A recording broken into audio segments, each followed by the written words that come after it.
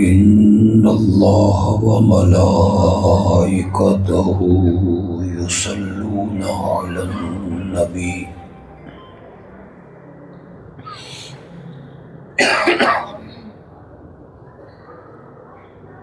يا أيها الذين آمنوا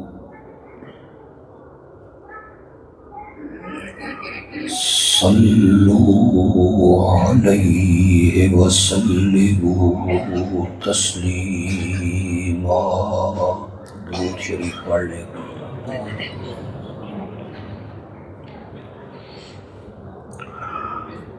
اللہم صل علی محمد وعلی آل محمد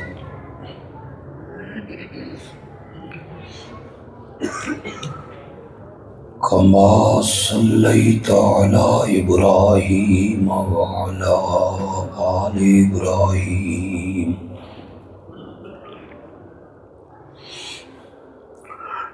انک حمید مجید۔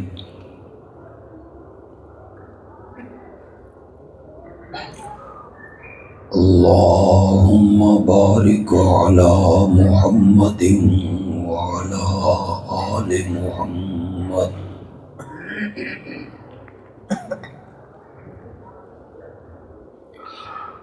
کما بارکت علی ابراہیم وعلی آل ابراہیم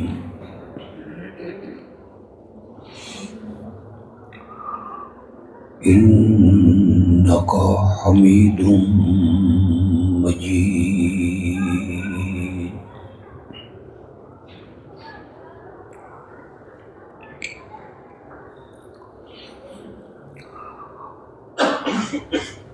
متعدد مرتبہ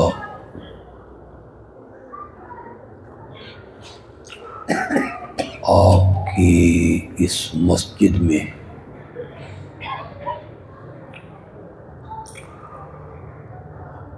مجھے حاضری کا موقع ملتا رہا۔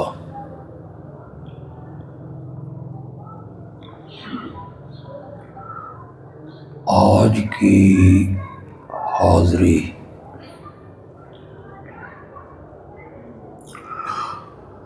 مجھے اس وجہ سے غم زدہ کر رہی ہے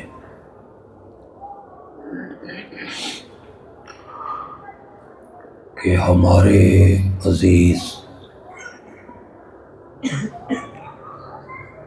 چودھری راشد علی آج ہم میں موجود نہیں۔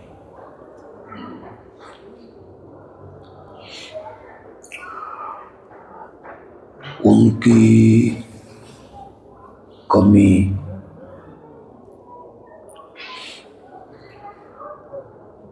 ان کے گھر والوں کو، برادری کو، خاندان کو بہت محسوس ہوئی ہوگی۔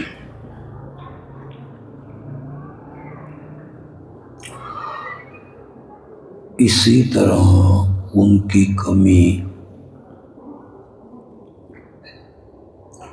مسجد مہاجرین کے نمازیوں کو بھی محسوس ہوگی۔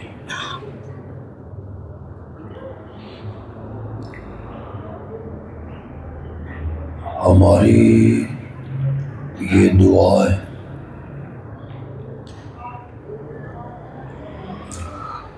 اللہ ان کی کوتاہیوں سے درگزر فرمائے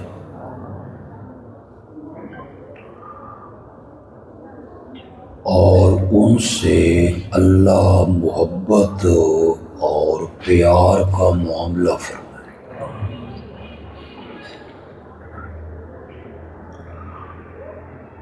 اصل زندگی بھی وہی ہے،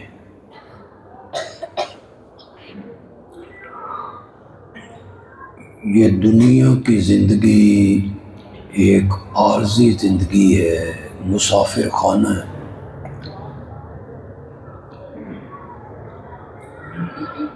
اللہ ان کی اس زندگی کو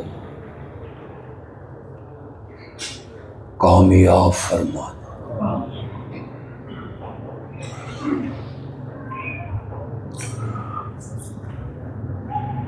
بڑا اچھا سلسلہ یکم رمضان سے انشاءاللہ شروع ہوگا۔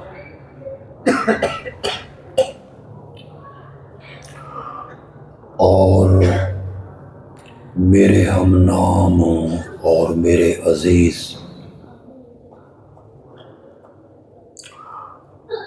وہ 28 دنوں میں انشاءاللہ 10 پاروں کا ترجمہ اور تفسیر آپ کو سمجھائیں گے انشاءاللہ۔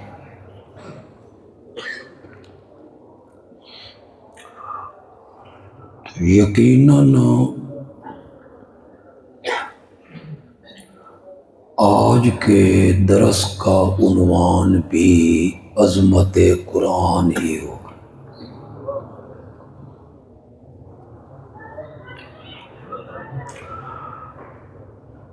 قرآن مقدس کی عظمت کے لیے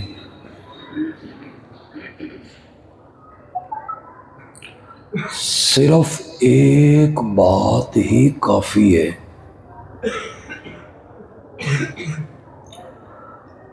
کہ قرآن اس دنیا کی واحد ایسی چیز ہے جو مخلوق نہیں ہے، اللہ کی صفت ہے۔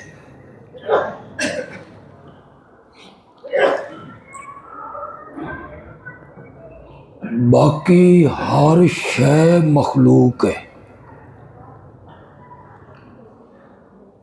انبیاء بھی، فرشتے بھی، جبریل امین بھی، حتیٰ کہ عرش الہی بھی، یہ سب کیا ہے؟ مخلوق، بنائے گئے ہیں۔ قرآن مخلوق نہیں ہے، قرآن اللہ کی صفت ہے۔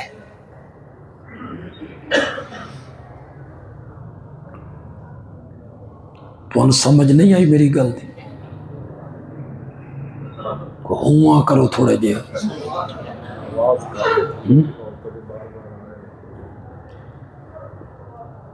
یہ مولانا جب بیان کرتے ہیں تو تم کوئی آگے سبحان اللہ یا کو نہیں کہتے ہو؟ نعرے دا میں بالکل شوقین نہیں۔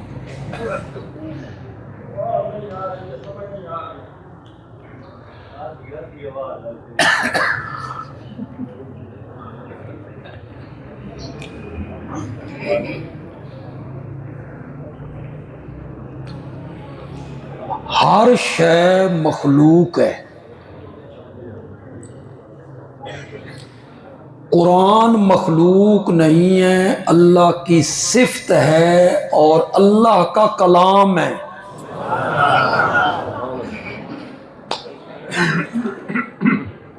یہ کرسی ہے نا، یہ کسی نے بنائی ہے،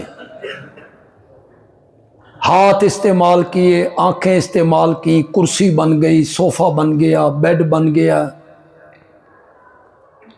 اور یہ جو میں کلام کر رہا ہوں، آپ سے بول رہا ہوں، اس کا تعلق میرے ہاتھوں سے،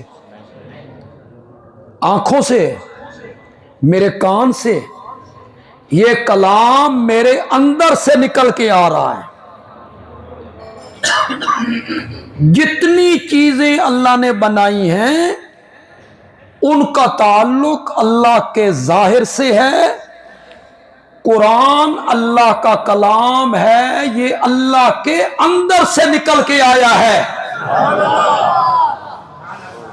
اب آپ کو سمجھ آئی بھئی قرآن اللہ کی کیا ہے؟ صفت ہے۔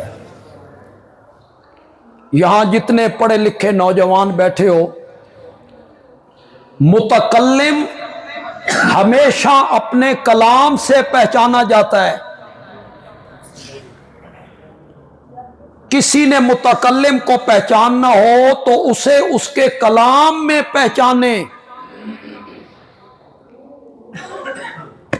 ہندوستان کی ایک شاعرہ ہے، مغل خاندان سے اس کا تعلق ہے، اس کا کوئی شعر ایران کے بادشاہ کو پسند آ گیا۔ اس ایران کے بادشاہ کو پتہ نہیں تھا کہ وہ عورت ہے اور مغل خاندان کی عورت ہے۔ اس نے ہندوستان کے بادشاہ کو خط لکھا کہ میں اس شاعر نال ملنا چاہتا ہوں۔ اب مغل بادشاہ نے اپنی بہن سے بات کی، اسے تو پتہ نہیں ہے کہ تو میری بہن ہے، اور وہ کہتا ہے میں ملنا چاہتا ہوں۔ تو اس مغل شاعرہ نے کہا کہ یہ میں ایک شعر لکھتی ہوں، تو اس بادشاہ کی طرف بھیج دے۔ اس نے شعر لکھا، در سخن مخفی منم، چو بوئے گل در برگے گل، ہر کے دیدن میل دارت در سخن بیند مرا۔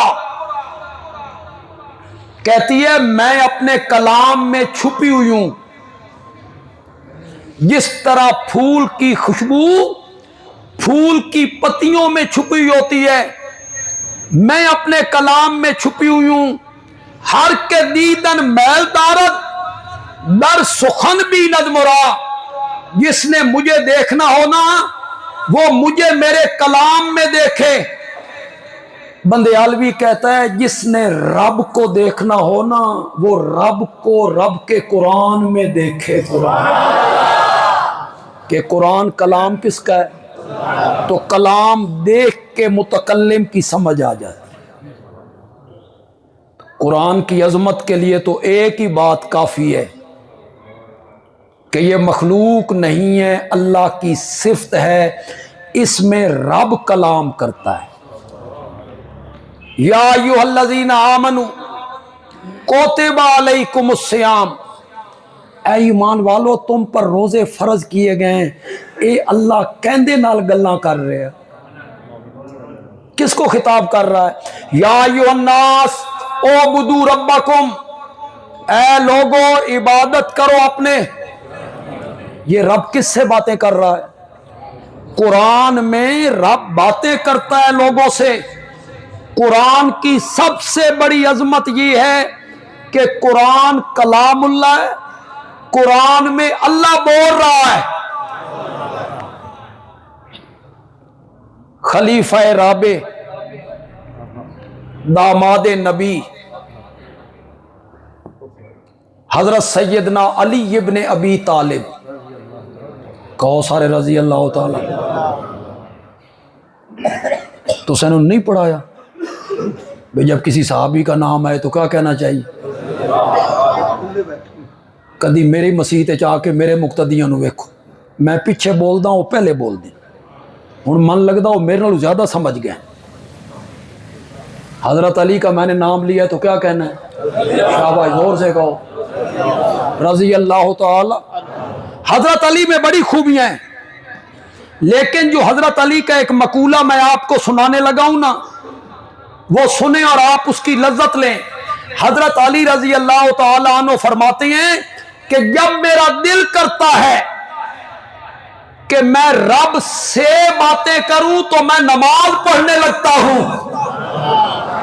تو نماز میں بندہ کس سے باتیں کر رہا ہے؟ سبحانک اللہم وبحمدک وتبارک اسمک وتعالی جدک ولا الہ غیرک ایاک نعبد و ایاک، جنہیں تھوڑی سی عربی سے شد بدو یہ کا کیا معنی ہے؟ کا کیا معنی ہوتا ہے؟ تو پاک ہے، تو برکت والا نام ہے تیرا، عظمت والا مقام ہے تیرے سوا کوئی الہ نہیں، ہم تیری ہی عبادت کرتے ہیں، ہم تجھ ہی سے مدد مانگتے ہیں۔ اے نمازی کہندے نال گلاں کرن لگ گیا۔ یہ مقام اللہ کرے ہمیں نصیب ہو جائے، ورنہ ہمیں یہ مقام نصیب نہیں ہے۔ یہ مقام نصیب تھا حضرت علی کو، صحابہ کو، خاندان علی کو، ازواج مطہرات کو۔ حضرت علی کہتے ہیں جب میرا دل کرتا ہے نا کہ میں رب سے باتیں کروں تو میں نماز پڑھنے لگتا ہوں، اور جب میرا دل کرتا ہے رب مجھ سے باتیں کرے تو میں قرآن پڑھنے لگتا ہوں۔ تو قرآن میں کون باتیں کر رہا ہے؟ تو قرآن کی عظمت کے لیے تو ایک ہی بات کافی کہ وہ کلام اللہ ہے۔ اس میں کون باتیں کرتا ہے؟ اللہ باتیں کرتا ہے، اللہ اس میں بولتا ہے۔ پھر قرآن تو اپنی جگہ پہ رہ گیا۔ میں نے موقع کی مناسبت سے تھوڑا سا ٹچ جو ہے نا رمضان المبارک کو بھی کرنا ہے اور شب قدر کو بھی کرنا ہے، تھوڑا سا میں نے ٹچ کرنا ہے۔ قرآن اتنی عظیم کتاب ہے، اس کی عظمت تو آپ رہنے دیں کہ کتنی عظمت ہے۔ قرآن اتنی عظمت والی کتاب ہے کہ دنیا کی جس چیز کو قرآن سے نسبت ہو گئی نا، رب نے اس شے کو بھی عظیم قرار دے دیا۔ قرآن کی وجہ سے اس چیز کو بھی عظمت ملنے لگی ہے۔ 9,000 10,000 15,000 کا آپ نے سوٹ پہنا ہو نا، اسے آپ یوں پھینک دیتے ہیں جب اتارتے ہیں تو، اور قرآن مقدس پہ جو کھدر کا ایک کپڑا چڑھا ہوا ہے غلاف ہو، اسے کبھی پھینکا ہے آپ نے؟ اس کو عظمت کیوں مل گئی؟ کس وجہ سے اس کھدر کے کپڑے کو عظمت مل گئی؟ قرآن کی وجہ سے نا۔ ریشمی کاغذ پہ اگر کوئی کتاب چھپی ہوئی ہو، 8 پیپر پہ آپ اسے پڑھتے ہیں یوں پھینک دیتے ہیں، اور نیوز پیپر اخباری کاغذ پہ اگر چھپ جائے رب کا قرآن، اسے بھی کبھی آپ نے پھینکا ہے؟ اس کاغذ کی آپ کیوں قدر کر رہے ہیں؟ اس کاغذ کی کیوں عزت کر رہے ہیں؟ آپ اچھا لباس پہن کے باہر نکلتے ہیں، گلی میں آپ دیکھتے ہیں ایک کاغذ پڑا ہوا ہے جس پر قرآن لکھا ہوا ہے، آپ کے قدم رک نہیں جاتے؟ رکتے ہیں، آپ اسے اٹھاتے ہیں، جھاڑتے ہیں، چومتے ہیں، آنکھوں سے لگاتے ہیں، محفوظ جگہ پہ اسے رکھتے ہیں۔ کیوں؟ اس پر کیا لکھا گیا ہے؟ قرآن لکھا گیا ہے۔ جس کاغذ پہ قرآن لکھ دیا جائے وہ کاغذ عظمت والا ہو گیا، جس کپڑے کو قرآن سے تعلق ہو جائے وہ کپڑا عظمت والا ہو گیا۔ یہ جو رمضان کو عظمت عطا کی گئی، اس کی کیا وجہ ہے؟ شہر رمضان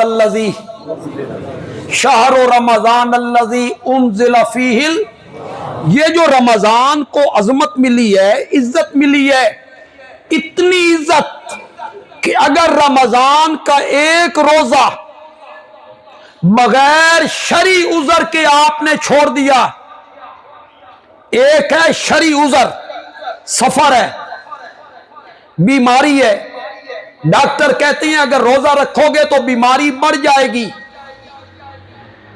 کوئی عورت امید سے ہے، ڈاکٹر کہتے ہیں روزہ رکھو گے تو تیری امانت جو پیٹ میں ہے اس کو نقصان پہنچے گا، کوئی عورت دودھ پلا رہی ہے بچے کو، ڈاکٹر کہتے ہیں اگر تم دودھ پلا رہی ہو روزہ رکھو گی تو اپنے بچے کا حق ادا نہیں کر سکتی ہو، شریعت کہتی ہے وقتی طور پہ روزہ نہ رکھ، بعد میں کیا کر لے؟ قضا کر لے۔ ایک ہے شرعی عذر جس کی وجہ سے بندہ روزہ نہیں رکھ سکتا، ایک ہے جوانی بھی ہے، صحت بھی ہے، اور جان بوجھ کے عمدن رمضان کا ایک روزہ وہ چھوڑ دیتا ہے، میرے آقا نے فرمایا زمانہ بھر وہ روزے رکھتا رہے، رمضان کے ایک روزے کا بدل نہیں ہو سکتا ہے۔ نہیں، کیوں نہیں ہو سکتا؟ روزہ کس کا نام ہے؟ سحری کرنا، سارا دن کھانے پینے سے رکا رہنا، قوت شہوانی پہ قابو پانا، غروب آفتاب کے وقت روزہ کھول دینا۔ رمضان میں بھی روزہ اسی کا نام ہے، رمضان کے علاوہ رکھے گا تو روزہ اسی کا نام ہے۔ ان چیزوں کو چھوڑ دینا ہے، پھر افطاری کرنا ہے۔ پھر وجہ کیا ہے کہ زمانہ بھر پوری زندگی روزہ رکھتا رہے، رمضان کے ایک روزے کا مقابلہ اور بدل نہیں ہو سکتا۔ وجہ یہی ہے، آگے پیچھے سحری بھی کرے گا، افطاری بھی کرے گا، سارا دن کھانے پینے سے رکا بھی رہے گا، لیکن جو برکتیں اور رحمتیں اور نوازشات رمضان کے مہینے میں اترتی ہیں وہ کہاں سے لائے گا؟ وہ جو رحمتیں ہیں جو رمضان میں اتر رہی، اور رحمتیں بھی ایسی جو ہر بندے کو نظر آ رہی، ورنہ کب رحمتیں نظر آتی ہیں؟ رحمتیں تو نظر نہیں آتی، لیکن رمضان کے مہینے میں ہر بندے کو رب کی رحمتیں نظر آ رہی ہیں۔ یوں ہی رمضان کا چاند طلوع ہوا، نمازی اتنی تعداد میں مسجدوں کے اندر آنے لگ گئے کہ مسجدیں تنگ ہو گئیں،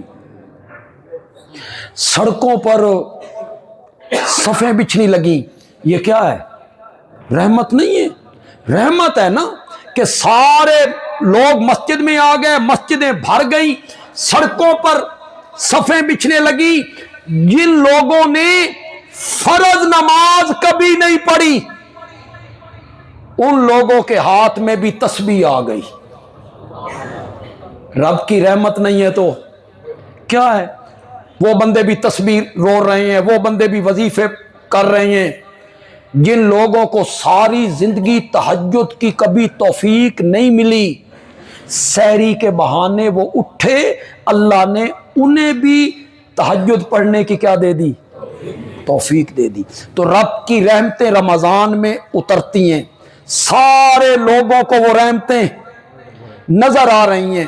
تو رمضان کو جو عظمت ملی ہے کس وجہ سے ملی؟ شہر رمضان الذی انزل فیہ، اور جس رات میں یہ قرآن اترا جسے آپ لیلۃ القدر کہتے ہیں، اس لیلۃ القدر کو جو عظمت ملی اور تمام راتوں سے یہ رات بلند ہو گئی، عظیم ہو گئی، تو شب قدر کو جو عظمت ملی ہے تو کس وجہ سے ملی ہے؟ وہ بھی قرآن کی وجہ سے۔ انا انزلناہ فی لیلۃ القدر وما ادراک ما لیلۃ القدر۔ مولانا نے شاید کہیں آپ کے سامنے جمعے کے خطبات میں ذکر کیا ہو، قدر کا ایک معنی آتا ہے تنگی کا، تنگی، تنگ ہونا۔ قرآن پاک نے کہا اللہ یبسط الرزق لمن یشاء ویقدر، جس کے لیے اللہ چاہتا ہے روزی فراخ کر دیتا ہے اور جس کے لیے چاہتا ہے تنگ کر دیتا ہے۔ قدر کا عربی میں ایک معنی ہے تنگ ہونا۔ لیلۃ القدر تنگی والی رات، تنگی والی رات، وہی معنی کہ آسمان سے اتنے فرشتے زمین پہ اتارے گئے کہ اللہ کی زمین باوجود فراخی کے اس رات میں تنگ ہو گئی، اس لیے اس کا نام کیا پڑ گیا؟ لیلۃ القدر۔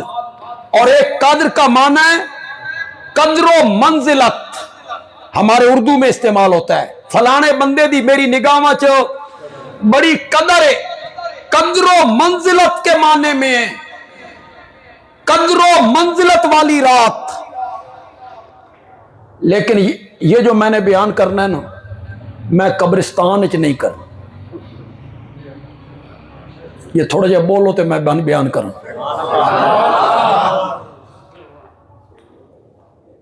تھوڑا سا میرے ساتھ تعاون کرو۔ پتہ نہیں مولوی کی عادت ہے، میری یہ عادت ہے کہ میرے ساتھ لوگ بولے تو میں بولتا ہوں، نہیں تو میں بھی اٹھ کے نس جانا۔ آلے اس تو بعد میں ایک اور جاتے جا کے بیان بھی کرنا، سبحان اللہ، اس گل تے بیان کرنا۔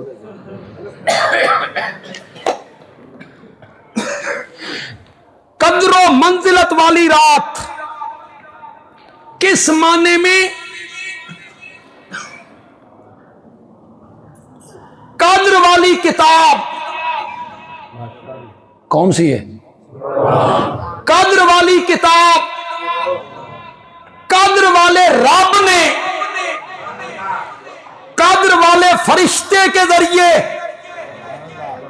قدر والے مہینے میں، قدر والی رات میں، قدر والے شہروں میں، قدر والی امت کے لیے قدر والے نبی پہ نازل کی تھی۔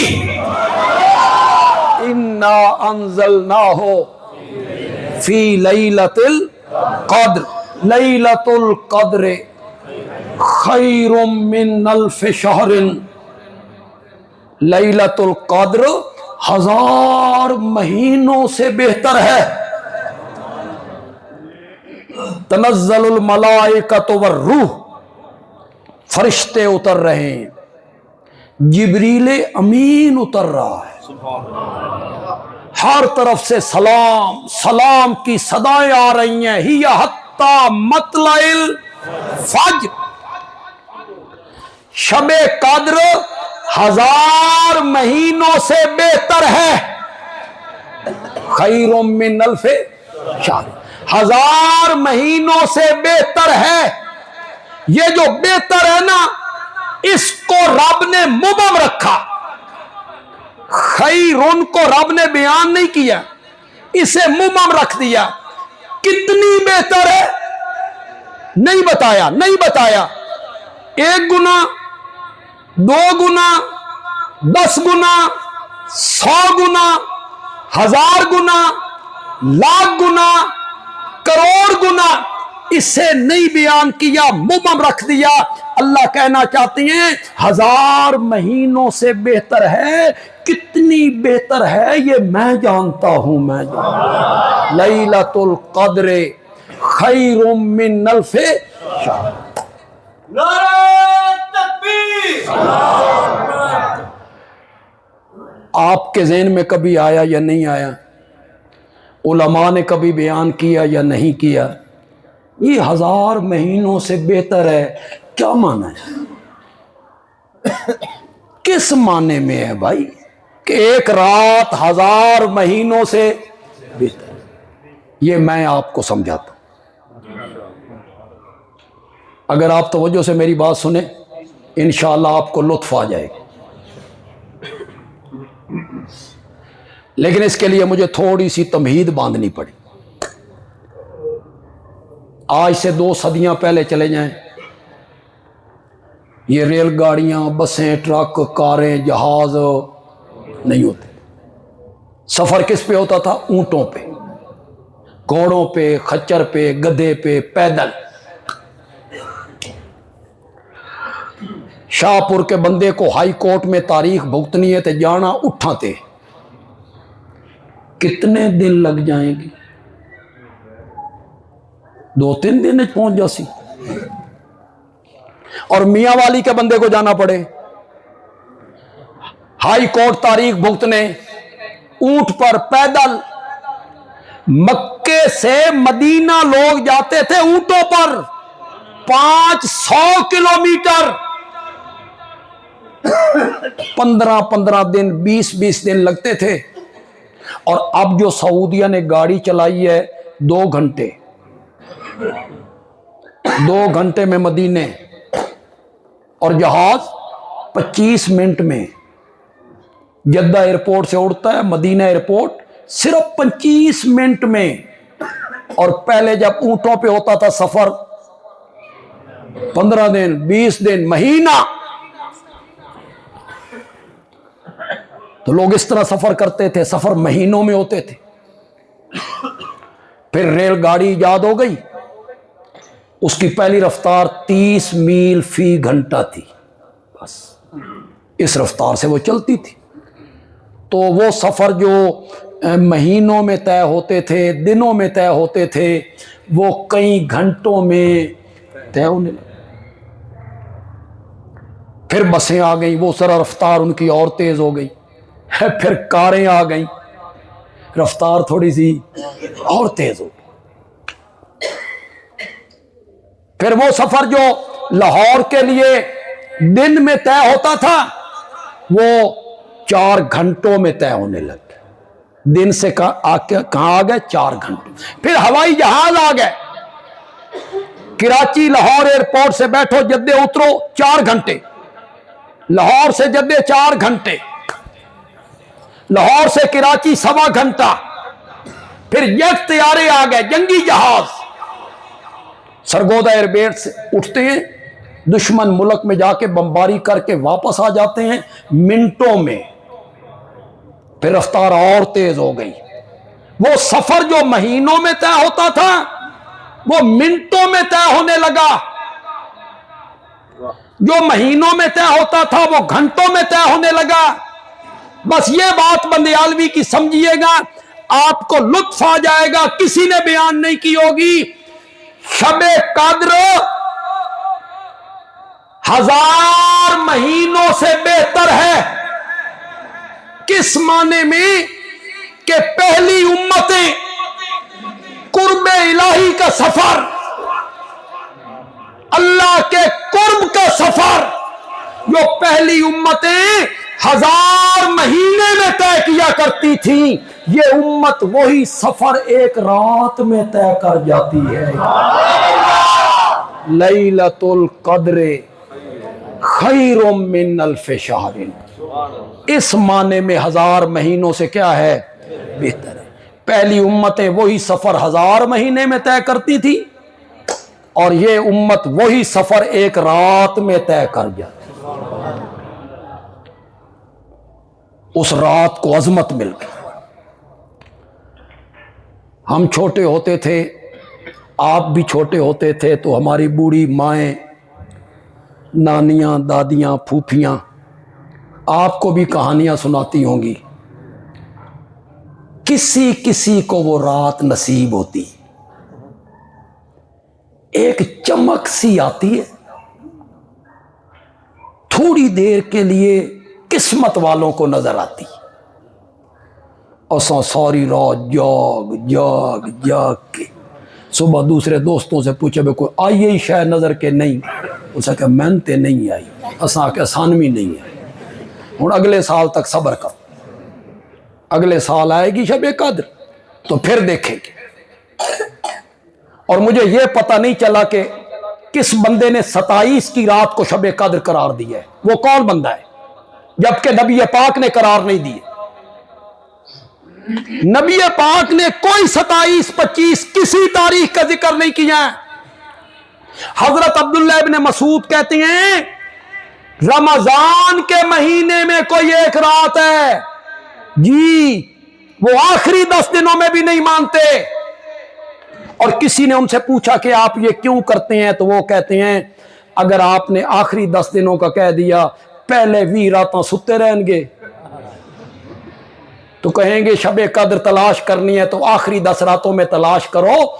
इनको इस तरफ लाओ कि रमजान की सारी रातें इबादत में गुजारें।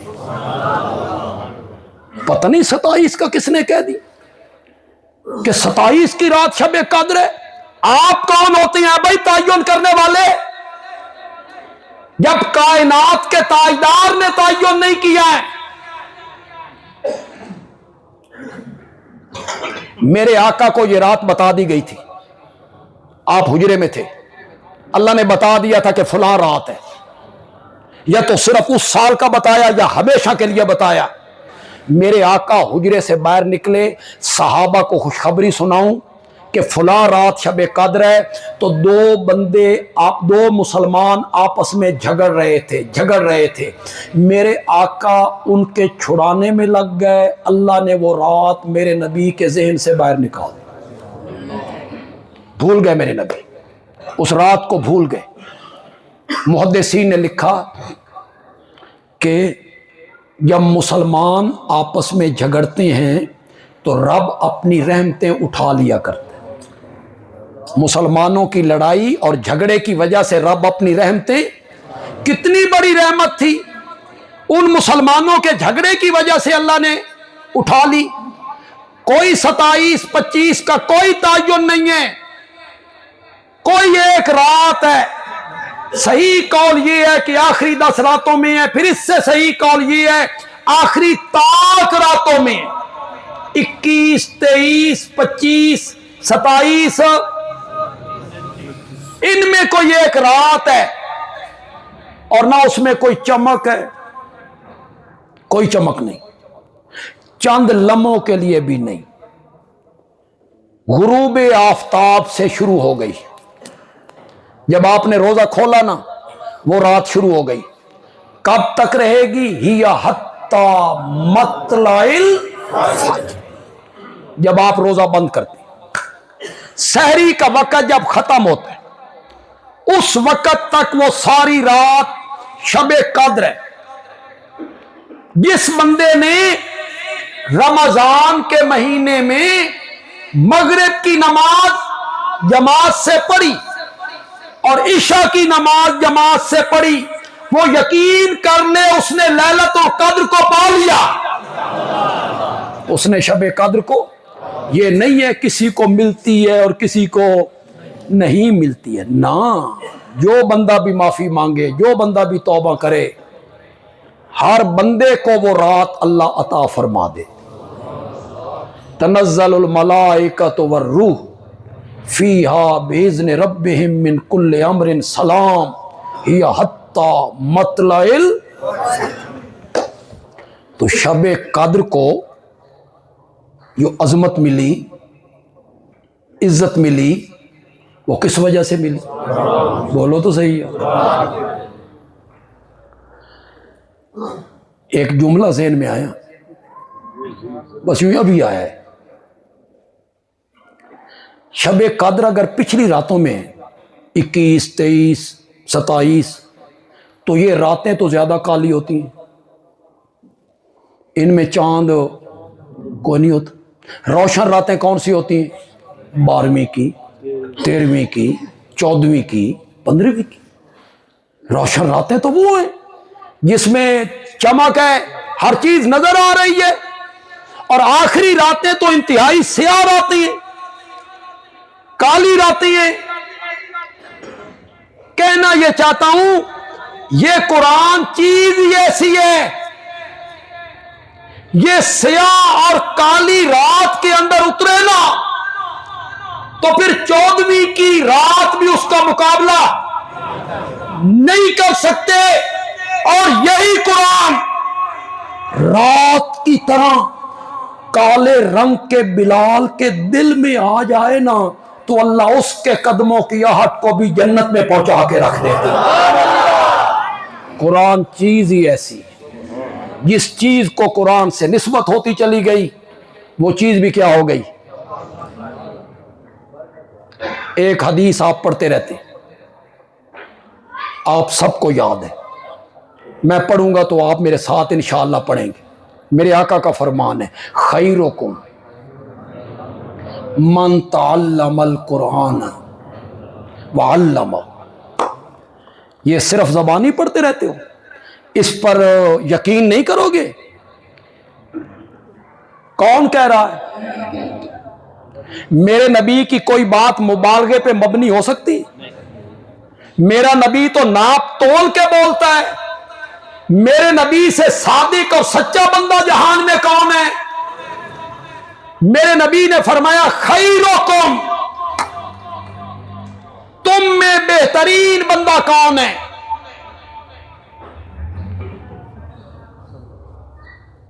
کون ہے بہترین؟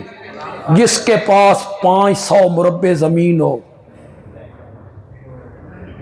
تم میں بہترین کون ہے؟ جو ملک کا وزیر اعظم بنے، مل آمر ہو، باغوں کا مالک ہو، بڑے عہدوں پر فائز ہو۔ نہیں کہا میرے نبی نے، نہیں کہا، میرے نبی نے فرمایا تم میں بہترین بندہ وہ ہے جو قرآن پڑھتا ہے قرآن سیکھتا ہے، قرآن سیکھتا ہے، قرآن کی تعلیم حاصل کرتا ہے، وَعَلَّمَهُ، اور پھر لوگوں کو قرآن سکھاتا ہے۔ سیکھنے والوں کا ذکر پہلے کیا جی، سکھانے والوں کا حالانکہ پہلے ذکر کرنا چاہیے تھا سکھانے والوں کا، تعلیم دینے والوں کا، لیکن میرے نبی نے تعلیم دینے والوں کا ذکر پیچھے کیا اور تعلیم لینے والوں کا ذکر۔ اب مجھے پتہ نہیں ہے کہ آپ میں سے کتنے لوگ تیار ہیں کہ یہ جو کلاس لگے گی صبح کی نماز کے بعد اور زور کی نماز کے بعد، چلو ہم 2 ٹائم کی کلاس نہیں لے سکتے تو 1 ٹائم کی تو ضرور لیں گے۔ صبح تو سب کو فراغت ہوتی، پھر راتیں بھی کوئی چھوٹی نہیں کہ نیند آپ کی پوری نہ ہو۔ اگر رات آپ جلدی سوئیں تو نیند بھی آپ کی پوری ہو جائے۔ کتنے لوگ حصہ لیں گے؟ کوئی بندے تیار ہیں؟ ماشاءاللہ۔ میری بات سنیں، جھوٹا وعدہ نہیں کرنا مجھ سے، نہ میں گناہ گار کرو تے نہ آپ گناہ گار ہو نہ۔ یہ ہاتھ بلند کر کے جو وعدہ کرتے ہو نا، یہ ایک اور گناہ ہو گیا۔ اگر آپ نے اس کو پورا نہیں کیا تو آپ نے جھوٹا وعدہ کیا ہے۔ وعدہ کرو اس ہستی سے جو دلوں کے راز بہتر جانتا ہے، اس رب سے وعدہ کرو کہ ہمارے شہر میں، ہمارے گھر میں، ہمارے محلے کے قریب یہ ایک کلاس لگ رہی ہے، یہ ہمارے لیے رحمت بھی ہے، نعمت بھی ہے، ہم نے اس سے فائدہ حاصل کرنا، ہم نے اس سے فائدہ حاصل کرنا اور اس زمرے میں شامل ہونا ہے۔ خیرکم من تعلم القرآن، تم میں بہترین وہ ہے جو قرآن کی تعلیم حاصل کرتا ہے۔ جب آپ پڑھیں گے نا تو چونکہ آپ عربی گرامر نہیں جانتے، اکثر لوگ نہیں جانتے عربی گرامر، ہو سکتا ہے آپ کو شروع میں تھوڑی سی دقت ہو کہ سمجھ نہیں آ رہی۔ یقیناً مولانا بھی علمی گفتگو نہیں کریں گے، علمی بحث کریں جو ہم طلباء سے کرتے ہیں یا علماء سے کرتے ہیں، وہ بھی کلم الناس علی قدر عقولہم، لوگوں سے کلام کرو ان کی عقلوں کے مطابق، وہ بھی عام فہم کریں گے انشاءاللہ، عام فہم کریں گے، لیکن آپ کو شیطان یہ ضرور کہے گا سمجھتے آندھی نہیں، چھوڑ، اس وقت پڑھنا ہے اعوذ باللہ، اسے جوتیاں مارنی ہے اس وقت کہ ہم بیٹھے ہیں، سمجھ نہیں بھی آ رہی پھر بھی ہمارے اعمال نامے میں نیکیاں لکھی جا رہی ہیں۔ فرمان سنانے لگا ہوں اس ہستی کا جن سے سچا انسان اس کائنات میں آج تک آیا ہی نہیں ہے، جو بولتا تب ہے جب کہاں سے اشارہ ہوتا ہے؟ اللہ سے اشارہ ہوتا ہے تو وہ بولتا ہے۔ میرے نبی نے فرمایا، میرے نبی نے فرمایا کہ جو آدمی دین پڑھنے کے لیے، علم حاصل کرنے کے لیے گھر سے چلتا ہے اور اس جگہ پہ پہنچتا ہے جس جگہ پہ کلاس لگی ہوئی ہو، تعلیم و تعلم کا سلسلہ جاری ہو، جب وہ گھر سے چل کے اس جگہ کی طرف آتا ہے، اللہ کے فرشتے اس کے قدموں کے نیچے پر بچھاتے ہیں۔ جی یہ کس کا فرمان ہے؟ میرے آقا کا فرمان ہے، فرشتے اس کے قدموں کے نیچے پر بچھاتے ہیں۔ ذرا دوسری بات بھی سنیے گا، جب وہ کلاس میں بیٹھ جاتا ہے، پڑھنے لگتا ہے تو وہ دعا نہیں مانگ سکتا۔ ظاہر بات ہے اس وقت اس نے دعا کیسے مانگنی ہے، وہ تو پڑھنے میں لگا ہوا ہے، استاد پڑھا رہے ہیں، معلم تعلیم دے رہا ہے، وہ تعلیم حاصل کر رہا ہے، وہ دعا نہیں مانگ سکتا، اس کی ساری توجہ تعلیم و تعلم، درس و تدریس، پڑھنے پڑھانے میں لگی ہوئی ہے، تو وہ دعا نہیں مانگ سکتا۔ میرے نبی نے فرمایا جتنی دیر وہ دین کے پڑھنے میں مصروف رہتا ہے، اللہ دنیا کی ہر چیز کے ذمے لگاتا ہے، مچھلیاں پانی میں اور کیڑے مکوڑے اپنے سوراخوں میں اللہ ان کے ذمے لگاتا ہے جو بندہ دین پڑھنے میں مصروف ہے تم اس کے لیے دعائیں مانگتے رہو. دنیا کی ہر چیز دنیا کی ہر چیز دنیا کی ہر چیز اس کے لیے دعائیں مانگنے لگتی ہے. بولیے اب ذہنی طور پہ تیار ہے کہ کوئی نہ؟ اپنے دوستوں کو بھی دعوت. میں آپ سے کہوں گا کہ آپ کے وہ دوست جو آپ کے ہم مسلک نہیں ہیں، ان کا دوسرے مسلک سے تعلق ہے، آپ کے دوست ہیں، کلیگ ہیں، پڑوسی ہیں، انہیں بھی آپ دعوت دیں کہ بھائی آئیں، قرآن کی تفسیر ترجمہ پڑھایا جا رہا ہے، آئیں سنیں تو صحیح. اگر آپ کی تحریک سے ایسا بندہ جو شرک کی راہوں پہ چل رہا ہے، اگر آپ کی تحریک سے اسے توحید کی سمجھ آ گئی نا، تیرے بخشش کے لیے کافی ہے. تو محنت کریں، دوسرے مسلک کے احباب کی منت کریں، انہیں لے آئیں، اس کلاس میں لے کے آئیں. خیرکم من تعلم القرآن، اسی طرح ہے نا، وعلمہ. بس آخر میں ایک حدیث سنانا چاہتا ہوں، وہ حدیث سنیں، وہ فرمان سنیں میرے نبی کا. ایک صحابی کا نام ہے ابو ہریرہ رضی اللہ تعالی. ان کی طبیعت میں بڑی عاجزی، یہ بڑے درویش منش صحابی، صفہ میں، اصحاب صفہ میں طالب علم ہیں. یہ کہتے تھے باقی جو طالب علم ہوتے تھے نا، وہ کچھ کمائی کے لیے بازار چلے جاتے، مزدوری کرتے، پیٹ بھرنے کے لیے لے آتے، میں وہیں پڑا رہتا. میرے دل میں آتا ابو ہریرہ تو اگر بازار میں چلا جائے اور پیچھے آمنہ کا لال کوئی موتی رولنے لگ جائے، نبی پاک کچھ بیان کرنے لگ جائیں تو رہ جائے گا. تو میں بھوکا ہوتا اور کبھی کبھی مجھے اس بھوک کی وجہ سے مجھ پر بے ہوشی طاری ہو جاتی، میں بے ہوش ہو جاتا. لوگ سمجھتے مرگی ہے، مرگی نہیں ہوتی تھی، وہ بھوک کی وجہ سے بے ہوشی ہوتی. میں پڑھا تھا، حضرت ابو بکر گزرے، میں نے ایک آیت کا معنی پوچھا، اس آیت کا مفہوم یہ تھا بھئی بھوکیاں نو کھانا کھوایا کرو. حضرت ابو بکر نے معنی بتایا، آگے چلے. حضرت عمر آگے، میں نے آیت کا معنی پوچھا، انہوں نے معنی بتایا، آگے چلے.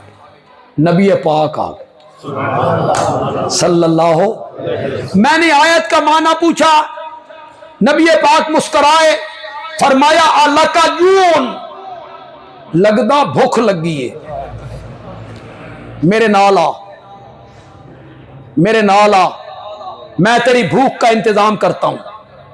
میرے نبی نے ابو ہریرہ کو لیا، گھر بندہ بھیجا، میرے مرید نو بھوک لگی ہے، یہ کوئی شے ہے تو بھیجو. پتہ نہیں شاہ پور دے لوگ سمجھن کہ نہیں سمجھن. میں تے مرید دا لفظ کہہ کے بڑی گل کر گیا، میں نے امتی کا لفظ نہیں بولا ہے. کیا بولا ہے؟ میرے مرید نو بھوک لگی ہے، کوئی شے ہے تو بھیجو. کس نے کہا؟ مرشد نے. کہاں پیغام بھیجا؟ اینج ہوندے جے مرشد، مرشد یوں ہوتے ہیں، وہ گھر سے اپنے مریدوں کو کھلاتے ہیں. اسی طرح کے ایک مرشد وہاں بھچرا میں آیا تھا، مولانا حسین علی.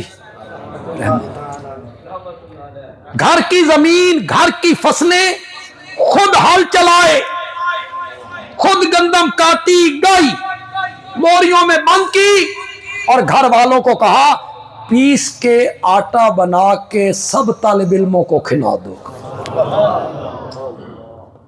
ہے کوئی بندہ ایسا ملتا؟ ہے کوئی مرشد ایسا؟ ہے کوئی عالم ایسا؟ گھر کی کمائی، گھر کی اناج، اور سارا خرچ ہو جائے کس پر؟ طالب علموں پر. گھر سے ایک پیالہ آیا دودھ کا. حضرت ابو ہریرہ کہتے ہیں میں بڑا خوش ہوا کہ پیالہ دودھ کا آ گیا ہے, میرا پیٹ بھر جائے گا. نبی پاک نے فرمایا ابو ہریرہ صفے کے سارے طالب علموں کو بلا کے لا. میں نے کہا پیالہ ایک ہے, طالب علم 100 کے قریب ہیں, کون کون پیے گا؟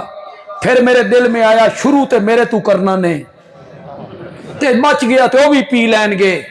جب میں ان کو بلا کے لایا تو میرے نبی نے فرمایا ابو ہریرہ انہوں پوا. میں نے پلانا شروع کیا, سارے طالب علم پی گئے, پیالے میں ایک گھونٹ کی بھی کمی نہیں ہے. یہ میرے نبی کا معجزہ ہے. یہ کیا ہے؟ کسی غلط عقیدے کی طرف نہ چلے جانا کہ نبی پاک کے اختیار میں ہے رزق کو بڑھانا. غلط نظریے کی طرف نہ چلے جانا کہ آپ کے ہاتھ میں تھا, آپ کے اختیار میں تھا, دودھ کو بڑھا دینا, روزی کو بڑھا دینا. 7 آدمیوں کا کھانا تھا حضرت جابر کے گھر اور سینکڑوں بندے کھا کے اٹھ گئے تھے. یہ معجزہ ہے میرے نبی کا. جتنے لوگ یہاں بیٹھے ہو نوجوانوں خاص کر کے تم سنو, جتنے لوگ شرک کی راہ پہ چلے اور جتنے لوگ شرک کی دلدل میں پھنسے, انہیں دھوکہ لگا نبیوں کے معجزوں سے اور ولیوں کی کرامتوں سے. انہوں نے سمجھا اختیار میں. ورنہ جتنے پڑھے لکھے لوگ بیٹھے ہو بولو, میری دھاڑ نہیں کرنی, بولو عیسائیاں نو دھوکہ کتھوں لگا؟ حضرت عیسیٰ کو جو معبود بنا لیا, دھوکہ کہاں سے لگا؟ معجزوں سے. مٹی کے پرندے بناتا ہے, سچ مچ کے پرندے بنا دیتا ہے, کوڑ کے مرض والوں کو ٹھیک کر دیتا ہے. معلوم ہوتا ہے صحت دینا ان کے ہاتھ میں ہے.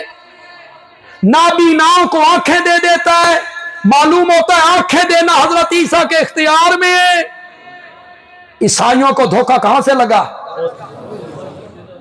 اور آج جو شرک کی راہ پہ چلے ہوئے لوگ ہیں یا شرک کی دلدل میں پھنسے ہوئے لوگ ہیں, انہیں بھی دھوکہ کہاں سے لگا ہے؟ نبیوں کے معجزوں سے اور ولیوں کی. بیان معجزہ کرتے ہیں, ثابت اختیار کرتے ہیں. یہ نبی کے اختیار میں رزق کا بڑھا دینا, ایک پیالے دودھ کو 100 بندوں پہ پورا کر دینا, یہ نبی کے اختیار میں ہے. بس یہ بات ذہن میں رکھیے, بندیالوی کبھی کچی باتیں کہنے کا عادی نہیں ہے, اور ریت کی دیوار پہ کھڑے ہو کے بھی بات نہیں کرتا کہ کل کوئی بندہ آئے اور میرے گریبان پہ ہاتھ رکھ دے. میری بات نوٹ کیجئے, دل کی تختی پر نوٹ کیجئے. نبی کے معجزے برحق, اولیاء اللہ کی کرامتیں برحق, لیکن معجزے میں ہاتھ نبی کا ہوتا ہے, اختیار اور مرضی عرش والے کی ہوتی ہے. اسے ذہن میں رکھیں. ہماری اہل سنت کی جو عقائد کی کتابیں ہیں, شرح عقائد ہے, خیالی ہے, شرح مواقف ہے, ہمارے مدرسوں میں طالب علموں کو پڑھائی جاتی ہیں. دیوبندی مدرسوں میں بھی وہی پڑھائی جاتی ہے, بریلوی مدرسوں میں بھی وہی پڑھائی جاتی ہے. شرح عقائد خیالی ہمارے کتب خانوں میں موجود ہے. خدا گواہ ہے, ہمارے اہل سنت کے عقائد کی کتابوں میں لکھا ہوا ہے معجزے کا فاعل اللہ ہے. معجزہ فعل کس کا ہے؟ اللہ کا. ہاتھ کس کا ہوتا ہے؟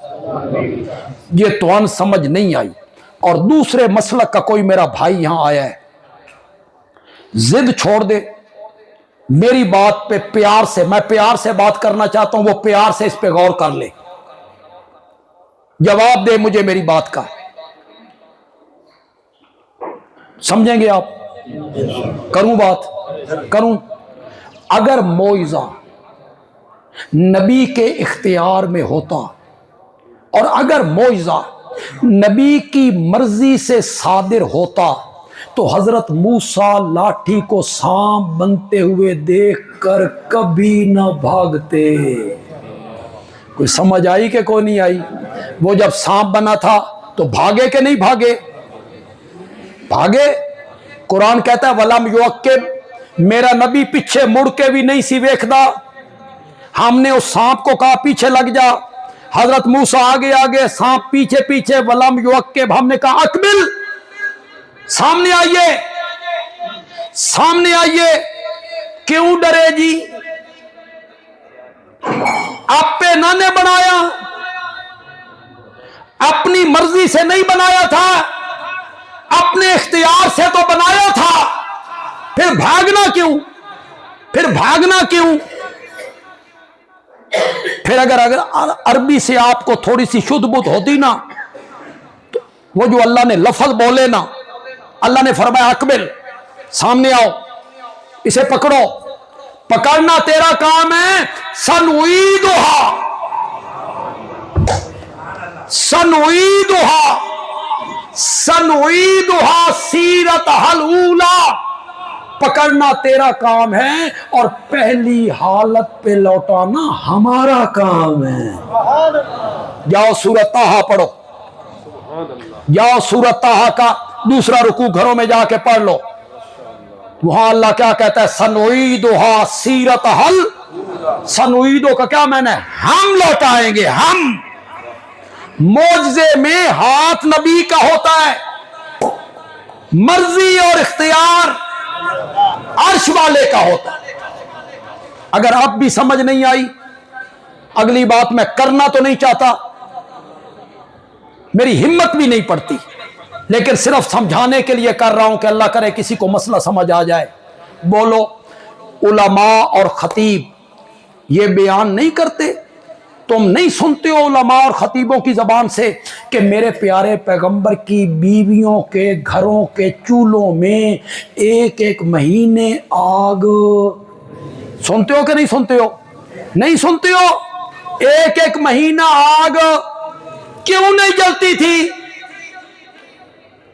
پکانے کے لیے چیز کوئی نہیں، مجھ میں ہمت نہیں، میں اس خیال کو بھی کفریہ سمجھتا ہوں، میں وہم و گمان میں بھی یہ بات لانا کفر سمجھتا ہوں۔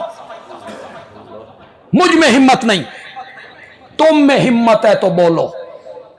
روزی کا بڑھانا نبی پاک کے اختیار میں تھا، الیاذ باللہ جان بوجھ کے بیویوں کو بھوکا رکھا تھا۔ بولو، یا بولو یا چھوڑو اس عقیدے کو کہ روزی کا بڑھانا، دودھ کا بڑھانا یہ نبی پاک کے اختیار میں ہے۔ نہیں، یہ کس کے اختیار میں ہے؟ نبی پاک نے فرمایا ابو ہریرہ پی، کہتے ہیں میں نے پیا، آپ نے فرمایا اور پی، دودھ یہاں تک آ گئی۔ اللہ کرے میرے اشارے کو آپ سمجھیں، میرے پاس وقت نہیں کہ میں اس پر بولتا چلا جاؤں۔ سب سے آخر میں مرشد نے پیا، اتنے میری گل سمجھیے کہ نہیں؟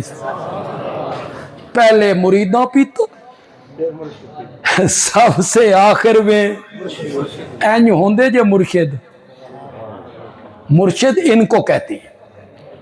حضرت ابو ہریرہ کہتی ہیں ایک دن نبی پاک مجھ پر خوش ہوئے، فرمایا مانگ ابو ہریرہ مجھ سے کیا مانگتا ہے، میں اللہ کے دربار میں درخواست کروں تیرے لیے۔ کتنی بڑی آفر ہے، بولو تو صحیح یار۔ آفر دینے والا کون ہے؟ رحمت للعالمین، شفیع المذنبین، کائنات کا سرتاج ہے، 14 طبقوں کا امام ہے، نوریوں ناریوں خاکیوں عزلیوں عبدیوں سے اعلیٰ ہے۔ مانگ ابو ہریرہ مجھ سے کیا مانگتا ہے؟ اس فقیر منش ابو ہریرہ نے منگیا بھی تے کی منگیا، کہتا ہے اوصنی یا رسول اللہ، من کوئی نصیحت کر دی۔ اوصنی یا رسول اللہ، میں کوئی نصیحت کر دیو. میرے نبی نے فرمایا ابو ہریرہ تعلم القرآن وعلمہ الناس، ساری زندگی قرآن پڑھتا رہے اور ساری زندگی لوگوں کو قرآن پڑھاتا رہے. خود سیکھ. قرآن کا علم کبھی ختم نہیں ہوتا. ہم نے کئی دورے پڑھ لیے، پڑھا لیے، بھائی مکمل ہو گیا علم؟ نہ. قرآن کی تعلیم و تعلم، سمجھ، تفسیر کبھی ختم نہیں ہوتی. ہر عالم اس سمندر میں غوطہ لگاتا ہے، نئے سے نئے موتی نکال کے باہر لے آئے. یہ کبھی ختم ہی نہیں. فرمایا تعلم القرآن وعلم الناس، ساری زندگی قرآن پڑھتا رہے، پھر لوگوں کو پڑھاتا رہے. اگلی بات سنو شاہ پور کے لوگوں، یہ گل سن کے بھی تسی کلاس کامیاب نہیں نہ کرنی تو پھر میں تمہاری قسمت کا ماتم ہی کر سکتا ہوں. میرے آقا نے فرمایا ابو ہریرہ اگر قرآن پڑھتے پڑھاتے تیری موت واقع ہو جائے تو تیرے دفن کے دن سے لے کر قیامت کے دن تک ہر روز 70,000 فرشتے رب کی رحمت اور مغفرت لے کر تیری قبر پہ اترتے رہیں گے، اترتے رہیں گے. اگر اس حالت میں تیری موت واقع ہو جائے کہ تو قرآن پڑھ رہا ہے یا قرآن پڑھا رہا ہے، ہماری قسمت میں اللہ کر دے، آپ کی قسمت میں اللہ کر دے. ویسے بھی حدیث میں آتا ہے کہ دین پڑھتے ہوئے جس کو موت آ جائے اللہ قیامت کے دن اسے شہیدوں کی جماعت میں کھڑا کرے. اللہ تعالیٰ عمل کی توفیق عطا فرمائے.